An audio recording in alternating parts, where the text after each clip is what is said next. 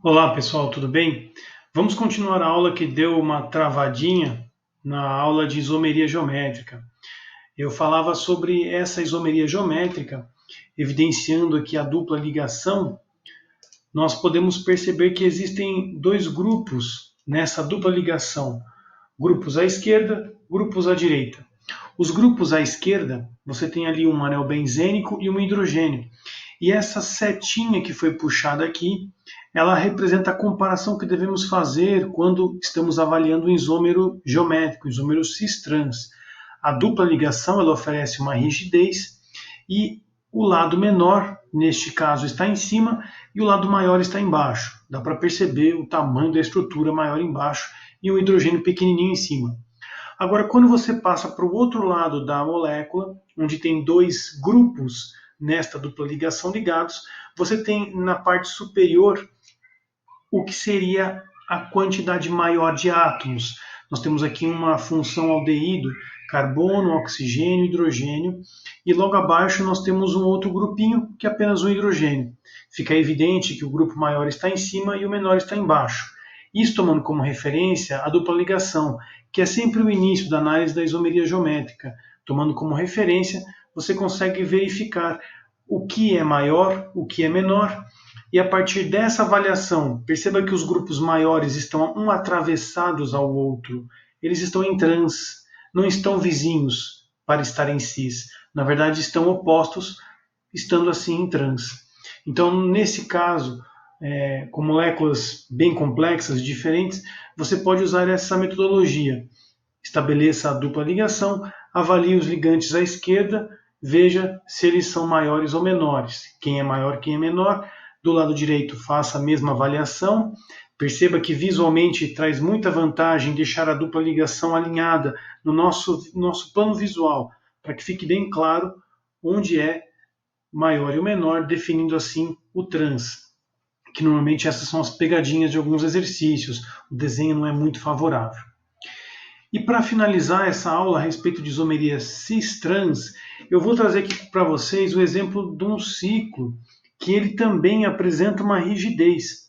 Eu tenho aqui o ciclo pentano, não foi colocado os outros hidrogênios que completariam a ligação para não deixar muito feio, né? Eu deixei aqui ele bem limpinho. E perceba que eu tenho aqui dois átomos de cloro e dois átomos de hidrogênio, assim como está aqui nesse desenho que você vê logo aqui, o primeiro desenho. Você tem o cis 1,2 de cloro ciclopentano. O ciclo ele apresenta uma rigidez que eu consigo mostrar aqui com esse joguinho molecular. Dá para ver que eu não consigo girar. Esse cloro e esse hidrogênio não torce, meu Deus do céu. Esse negócio não gira, bicho.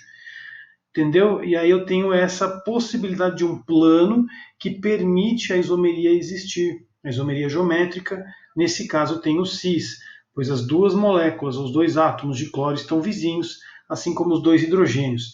Perceba que este tem uma massa molecular maior que o hidrogênio, que é a forma mais minuciosa de você avaliar essa diferença entre maiores e menores. Maior em cima, menor embaixo. Maior em cima, menor embaixo. Os dois maiores são vizinhos. Essa estrutura está em cis. Logo ao lado você tem uma estrutura onde o cloro não está mais em cima, um deles foi para baixo. Então, tomando como base o próprio desenho aqui dessa estrutura que está aqui no mouse, a segunda estrutura, eu vou tirar esse cloro daqui e vou tirar o hidrogênio para colocar eles em oposição agora. Perceba que só quebrando a ligação eu consigo fazer essa mudança. Eles não apresentam uma livre rotação para que isso aconteça.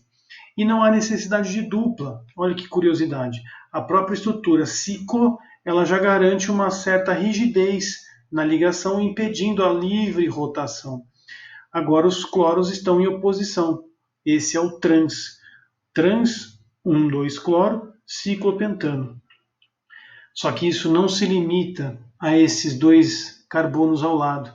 Eu posso criar uma estrutura em cis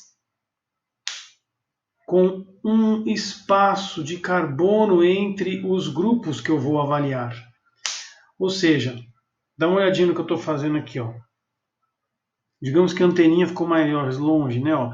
Como o anel ele apresenta 5 carbonos, eu consigo, de certa forma, dar uma distanciada entre os grupos que serão avaliados.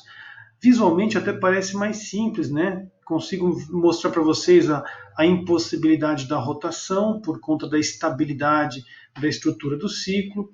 Esses dois cloros estão em cima e os hidrogênios embaixo, assim como está aqui nesse desenho.